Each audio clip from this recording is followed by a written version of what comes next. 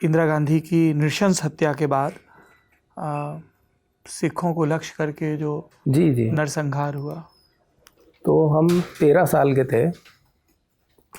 तो मुझे ये याद है कि मैं ग्राउंड में खेल रहा था, तो वहाँ से मॉब आ रहा था एक पीछे से। वहाँ से किसी ने पार्क के बाहर से आवाज़ लगाई कि पज्जो पज्जो पज्जो, मतलब भागो।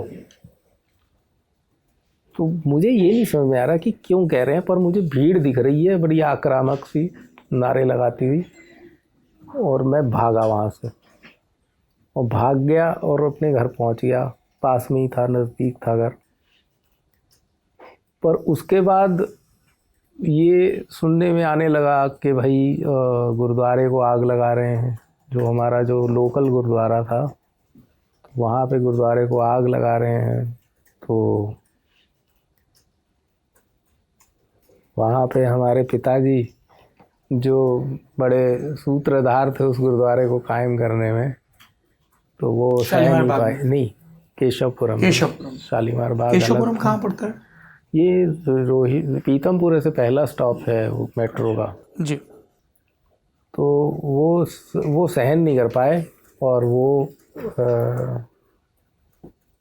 सलाम करके निकल गए घर से कि मैं जा रहा हूँ, आऊँगा तो आऊँगा, नहीं आऊँगा तो मर जाऊँगा, पर ये नहीं होने दूँगा। तो वो गए। तो वहाँ पे वो जला रहे थे, गुरु ग्रंथ साहब को भी जला रहे थे और गुरुद्वारे की बिल्डिंग में भी आग लगा रहे थे। तो उन्होंने देखा जाके को, मतलब जो तो वहाँ पढ़े होते हैं गुरु ग्रंथ साहब, वो तो जल चुके थे। तो उन्होंने कहा तो अब तो राख है, मिट्टी है, तो कुछ नहीं है। तो फिर वो उनको धमकाया गया चाकू की नोक पे और कहा गया कि बाहर निकल जाइए।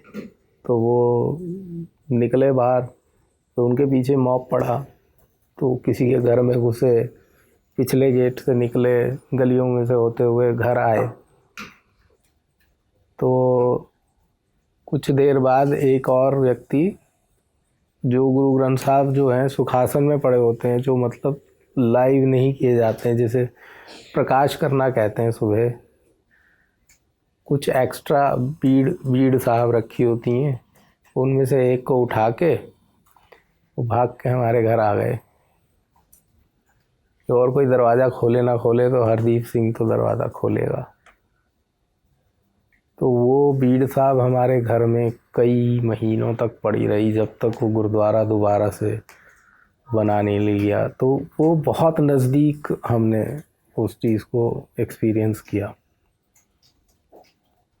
फिर उसके बाद जब रॉयट्स में जो इफ़ेक्टेड फैमिलीज़ थी, उनके कैंप्स लगे गढ़ी के पास, ये जो गढ़ी मोड़ है जगह, वहाँ पे तो हमारे फादर मदर रोज़ जाया करते थे वहाँ पे मदद करने, जो भी उनसे हो पाता था। जो भी सिख संगत जो इकट्ठा करती थी कपड़े या कोई भी चीज़ें, जो खाने पीने की चीज़ें, वहाँ देने जाते थे। तो वो हम तो बैठे हैं ना, हम तो सुन रहे हैं, हम तो घर में बैठे थे, तो मारो मारो की भी आवाज़ें भी सुनी हमने, सब कुछ सुना। तो ये हमने देखा हुआ है, ये इतना भर देखा है। I am so sorry.